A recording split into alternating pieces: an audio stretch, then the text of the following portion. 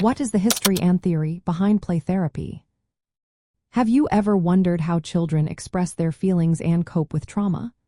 Play therapy is a fascinating approach that uses play as a natural form of communication for children.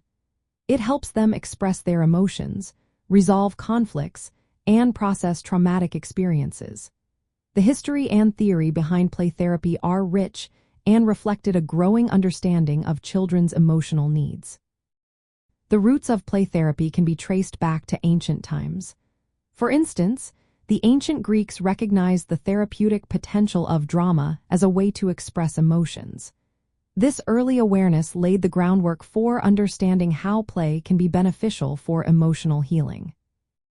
In the 18th and 19th centuries, philosophers and educators like Jean-Jacques Rousseau emphasized the importance of observing children's play to understand their needs. Educational pioneers such as Friedrich Froebel, Maria Montessori, and Lev Vygotsky integrated play into childhood education, acknowledging its critical role in development. The formal practice of play therapy began in the early 1900s. Child psychoanalysts and psychologists started to recognize play as a window into a child's inner world. Sigmund Freud's case of Little Hans in 1909 used observations of a child's play to understand emotional difficulties. Hermann Hug-Hellmuth was one of the first to use toys to help children express themselves. Melanie Klein viewed play as similar to adult-free association, allowing access to a child's unconscious mind. Anna Freud emphasized the importance of play in building a therapeutic relationship and exploring a child's psyche. As the 20th century progressed, play therapy evolved with contributions from various child specialists. Different approaches emerged, integrating psychoanalytic, humanistic, and developmental theories. The theory behind play therapy is based on the understanding that children often struggle to articulate complex feelings verbally. Play serves as a universal language through which they can express emotions, experiences, and conflicts.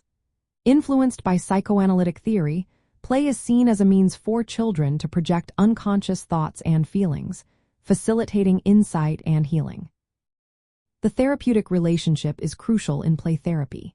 In child-centered play therapy, the therapist's empathy, acceptance, and genuineness create a safe environment that supports emotional growth. For children affected by trauma or post-traumatic stress disorder, play therapy allows them to process traumatic events in a non-threatening way. Through play, children can reenact and make sense of difficult experiences, which may be hard to access through traditional talk therapy. There are different approaches within play therapy. Some are direct, where therapists guide play related to specific traumatic events. Others are indirect, focusing on building a trusting relationship and allowing the child to lead the play, promoting healing at their own pace. Play therapy is especially valuable for young children who have experienced trauma.